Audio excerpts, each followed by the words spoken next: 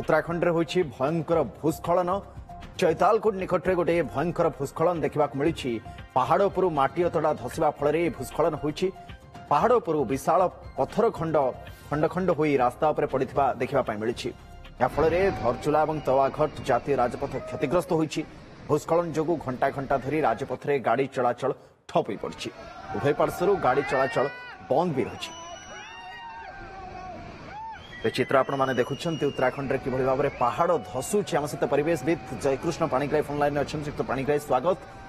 आज को जदि आम 2-3 दशंधि पूर्व को पलैबा से एते मात्रा भूस्खलन देखा मिलू ना। जदिव भूस्खलन समय समय होता प्री मनसून और पोस्ट मनसून रे, किंतु एते मात्रा देखा मिलू ना। चलित वर्ष यही 2-3 वर्ष भितर आम देखुचे बहुत बढ़ी जाए। कौन कारण हो पारे?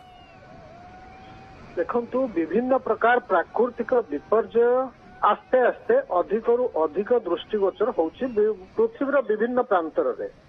विशेष भाव में आम जदि हिमालय पाददेशर उत्तराखंड हिमाचल प्रदेश को अंचल देखिबा जोठी की बहुत एभली घटना घटुछि, बारंबार घटुछि। प्रबल मात्रा रे वर्षा होउछि, परवर्ती समय भूस्खलन होउछि एवं धन जीवन हानि घटुछि। ये गोटे रेगुलर प्रोसेस हो गलानी। बारंबार एभली घटना घटी चली।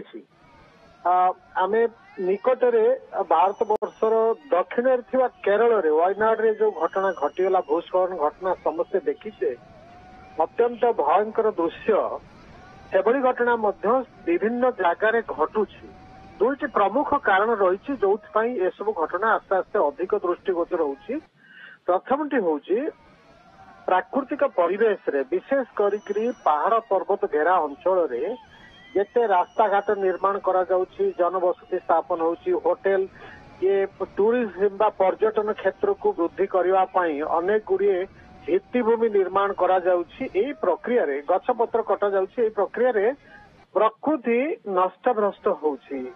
जो संतुलन प्राकृतिक संतुलन रक्षा होबा कथा से व्याहत घटुछि। जो कि बारंबार ये चाप हठात प्रबल मात्रा वर्षा होउछि जलवायु परिवर्तन प्रभाव रे एवं वर्षा एते जल को ऊपर स्थल रे रखिबा जेहेतु दुर्बल तार भित्तिभूमि दुर्बल हो जाइछि, प्राकृतिक परिसंस्था दुर्बल होउछि, मनुष्य विभिन्न भाव रे ताकू नष्टभ्रष्ट करुछि।